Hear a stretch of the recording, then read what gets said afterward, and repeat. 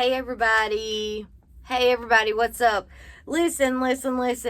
We got a ton of topics today, okay? A ton. So much so that I don't even know if I'm going to be able to fit everything in this one video. But, look, without further ado, let's just go. Alright, the first thing that I want to talk about is that Trump has raised more than any ex-president in history. More than any ex-president in history. Newsmax is reporting that it's an unprecedented haul. Former President Trump raised more than $82 million in the first half of 2021 and $102 million and has a total of $102 million in the war chest for his political action committees, according to Federal Election Commission filings. Trump is the first former president to report 9 figures in donation for his political operation, according to Politico. All this comes despite the bans, the censorship, the outright, deplatforming. Think about that. 102 million with really no access to social media. All right. The period reported is from January the 1st to June 30th, so a few months of this year. As the former president has battled investigations and constantly rebuked struggles from the Biden administration, including border, pandemic, foreign policy, inflation, Trump-affiliated political action committees raised $102 million, a statement added. $102 million. Listen, my thing about that, the more that you guys, the more that they try to bring Trump down, and this goes for any of our people, the more that you try to bring them down, the higher they're going to rise, okay? I say this in every video, but I'm going to say it again. Y'all are keeping our dudes rich and relevant. Well, people. Y'all are keeping our people rich and relevant, and we appreciate it. Listen, it's just the truth. Y'all are the ones that have given him, practically given him martyr-like status. You guys are doing that, okay? The more that you listen, people tend to root for the underdog here, and he has been. Whenever you consider all of big tech, the media, the athletes. I mean, come on now. People see that, and 9 times out of 10, they're going to root for the underdog. I know that's how I am, typically. So, the Democrats ought to be really, really afraid. Moving on. Listen, this is something that I know that people are probably tired of hearing about it and talking about it. But listen, this is just the way it goes.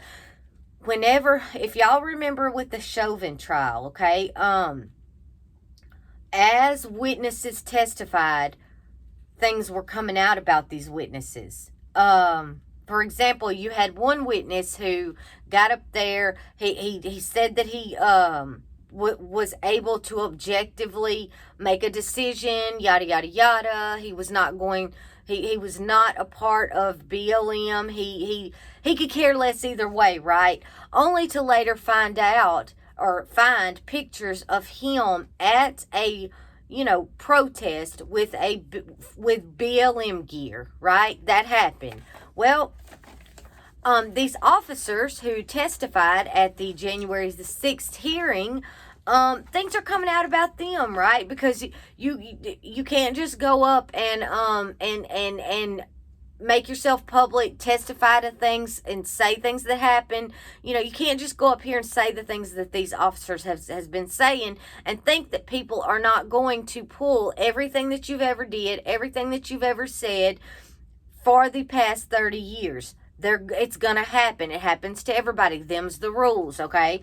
But I watched this hearing, and as you may know, if you watch my videos, support for this hearing, for this committee, for this January the 6th committee, support for this committee is plummeting. People are no longer supporting it because of these dudes. Not just them, but here's two of them. The other one is a total, there's another one, and I wish that I would have included a picture of him, because, quite frankly, they are all terrible, in my opinion. And in my opinion, they're exaggerating things, and they are being dishonest, in my opinion. But let's look at this post. I believe Greg Kelly posted this to Twitter, and it says, Fanon and Hodges, they were so banged up on January the 6th that the following week they posed for pictures and did interviews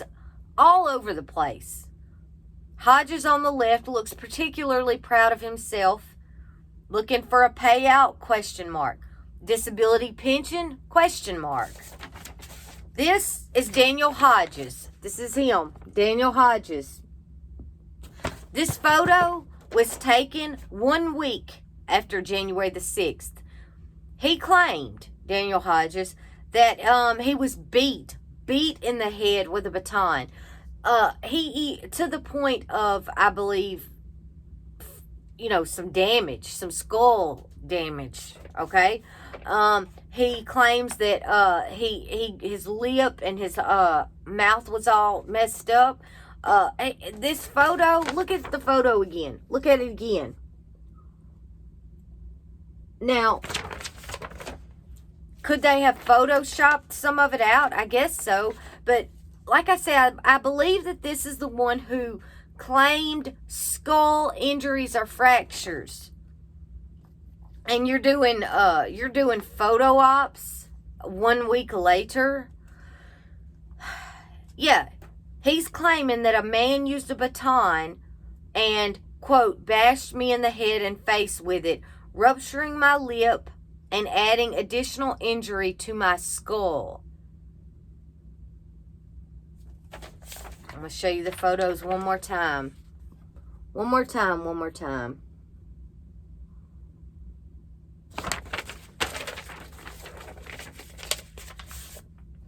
I'll let you ponder that. Next,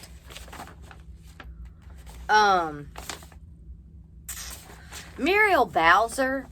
It's not just Muriel Bowser either. Let me make myself clear. Since this article has came out, so has another article came out with, it's almost the exact same story, except it's Lori Lightfoot, governor of Chicago. And with her, it's Lollapalooza versus her birthday. Muriel Bowser celebrates birthday maskless just hours before mask mandate went into effect for her district, right? Okay, like I said, since this story has emerged from the Daily Caller, so has another story emerged about Lori Lightfoot doing the same thing with the mask mandates because of Lollapalooza, and she wanted to be able to go to Lollapalooza allegedly. Okay, photos. This is for Muriel Bowser. Photos uploaded to social media appear to show Mayor Muriel Bowser celebrating her birthday maskless hours before her mask mandate went into effect. So the DJ that was there, DJ in the event, her birthday, he posted on Instagram this. He says, "When your boy is asked to DJ for the mayor, happy birthday at Mayor Bowser," read the caption of the since deleted Instagram post. Well, you know how the internet is. Nothing's actually deleted. People grabbed it. But yes, he did try to delete it. And it features a maskless Bowser at a large gathering, along with Dave Chappelle, comedian Dave Chappelle, right? I'm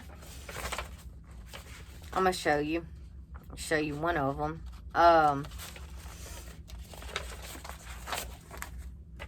Here's one of the photos, okay? And you know that this is her, y'all. Obviously, the only female is going to be Muriel Bowser, right? The only female. So y'all see that? That's one of the photos. That's just one of the photos.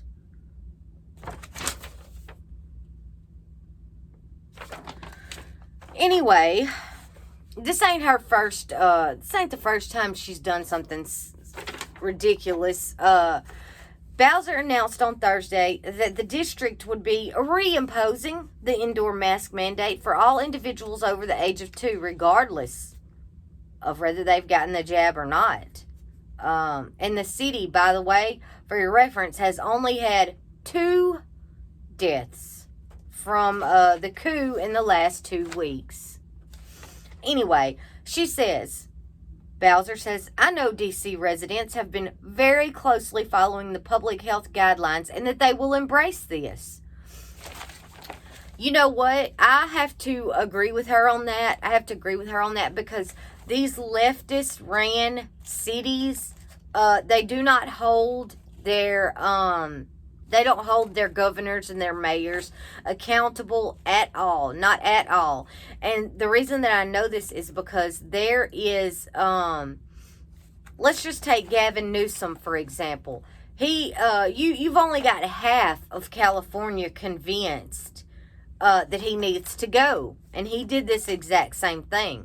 So in these blue states, these mayors and governors and stuff like that, they know that they can pretty much do whatever they want to, and their constituents are going to blindly, most of the time they're going to just blindly clap and cheer for them no matter what. We've seen this. We're seeing this happen all the time. Look, how many times have we seen a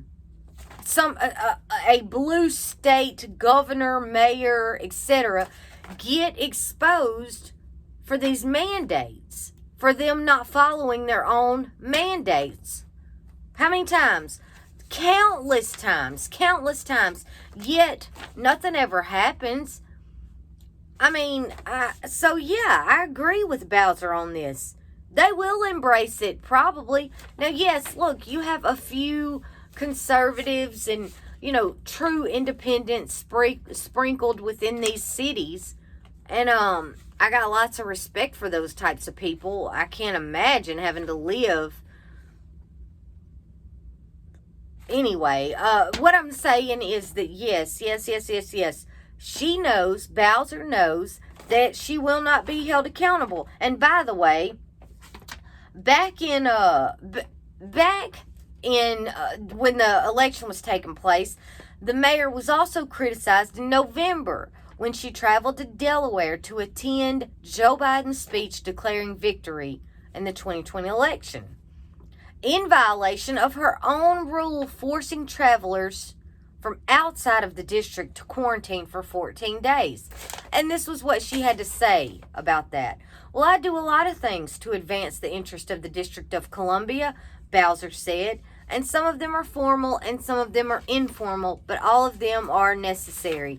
Okay, she didn't answer. No, she gave a non-answer or a non-statement. She did not directly respond. She did not directly respond to basically that what they were asking. They're like, hey, you're doing something that you are forbidding others to do, basically, with this travel. And she responded with a non-response. I mean, this is so, if you ever watch Jen Psaki, you see that these Democrats, these leftists, they are proficient at, it's an art with them to respond to they give a non-answer to a question. It's a non-answer. Their response is always a non-response, okay? Anyway, moving on. Look at this picture, y'all. check this out. Okay, y'all see that? Y'all see what he has in his hand, right? Can you see what he has in his hand? I think you can. So, this is here in Nashville. Someone tweeted out, if this guy comes back tonight, I'm going to have to be ready to... You know what I mean? That's insane. That's insane that the police won't even respond. The story from East Nashville on at WKRN at 5. Okay, well, I got to be honest with you. I'm kind of surprised that it's obviously someone called the police about this and they did not respond. Allegedly, someone responded to this tweet. He says, I'm sure after Delkey got screwed, police don't want to respond. Thanks for castrating the the police department, the Metro Police Department. Delkey, for your reference, is the officer who was involved in the shooting of a black male who just he took a plea agreement. He took a plea agreement here in Nashville for shooting a black male. And I'm not going to go back into all of that. I have a video. You can go back and watch my older video on that. But basically, this police not responding. I have to admit that that was surprising to me. Because police not responding in a blue state is like that would not surprise me in the least. Not at all. Not at all. But for that to be happening here is kind of surprising to me, and I'm hoping that it's not something that's I don't think that that's something that will be happening here or in any red state, really, to be honest with you. I just don't see it happening. I just don't. But hey, in this particular situation, I don't blame this person that tweeted this out. I would be wanting to know. I would be trying to get to the bottom of why no one responded to me. Because you see what this guy has in his hand. I mean, come on. What are you doing? What are you doing? Anyway, okay. There's just so much. I tell you, there's so much I want to share with y'all that I try to prioritize, but hey, sometimes I don't get to everything. But listen real quick while I'm thinking about what we should talk about next out of all of this. Take a look at this clip, okay? Just listen to what Lemonhead says about his show and his non-opinion. Check this out. I don't do opinion, and I know that the difference for me is I do point of view. So I'm giving my point of view as an American, as a black man who happens to be gay, but I'm through that lens. But I also represent CNN, and so I must tell the truth. And if I don't, So did y'all hear that? Okay, did y'all hear that?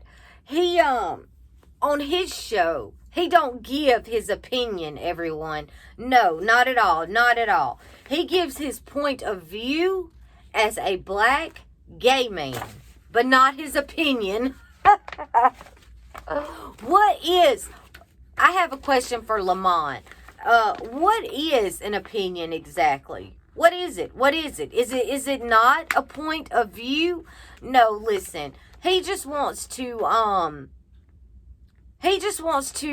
somehow or another make his opinion seem more important than other people's by calling it something else, by framing it as being something other than what it actually is, which is just an opinion. I give mine all the time on here. An opinion is just an opinion. You don't have to fancify it, Don Lemon, okay? We're not 12, at least most of us.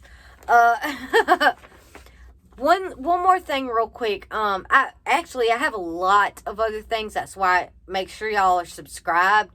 I have a ton of other things. But I'm just gonna go into one more, and we'll do another video either this afternoon or first thing in the morning, okay, y'all? Because seriously, like, I got stacks of stuff over here. And some of it y'all may have heard, but I guarantee you, you haven't heard all of it. I promise you. Okay, listen. Well, because remember I told y'all I used to work at a media company. Well, I still have friends. I still have friends in low places.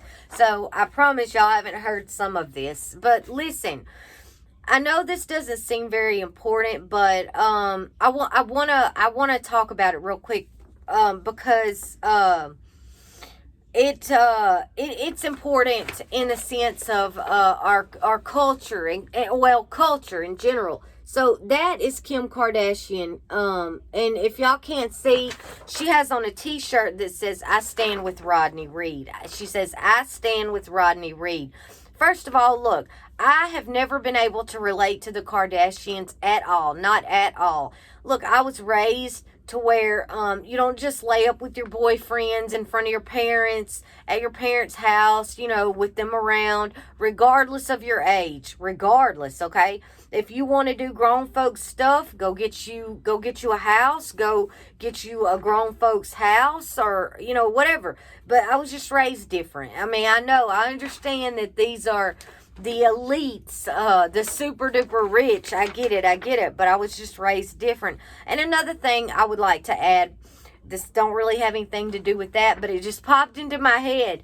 Listen, putting rainbow flags and fists and stuff in your bio, it don't make you a good person. I want to point that out because I was just thinking about a TikTok that I watched last night. It does not make you a good person. It doesn't make you wise or trustworthy or charitable or any of those things. So whoever needed to hear that, you're welcome. Now, back on to Kim Kardashian. She has been standing behind this Rodney Reed, who is, he's accused of some really horrific things, okay? He is a black male. He is accused of doing this to a white female.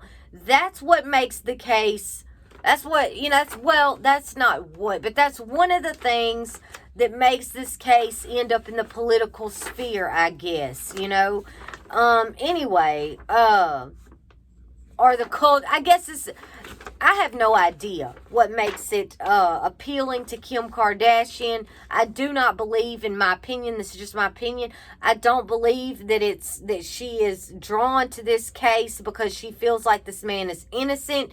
I just don't believe that. But moving on. She tweeted out, I don't know if it was on Twitter.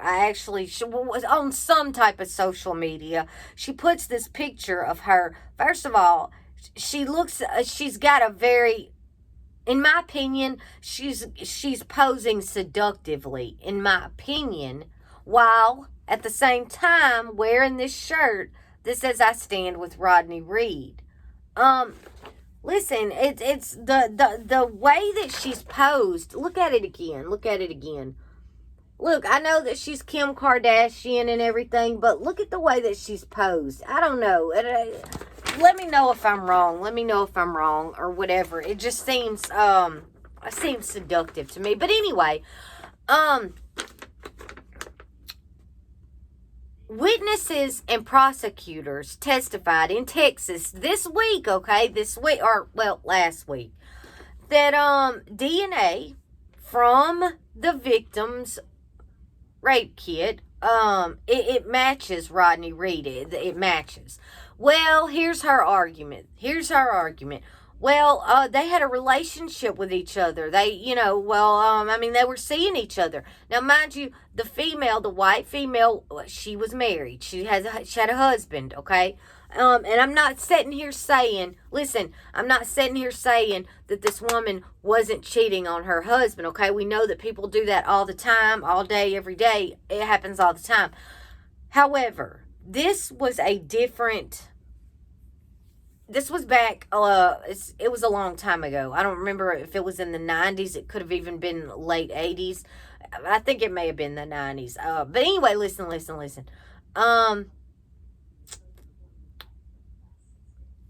It was a different day and age. It was a different time. You just didn't, and especially where she lived. I don't remember exactly where it was, but it did seem like a more rural area. And if she was seeing this person, if she was seeing Rodney Reed, which I don't believe that she was, I don't believe that. I don't. No way do I believe that personally.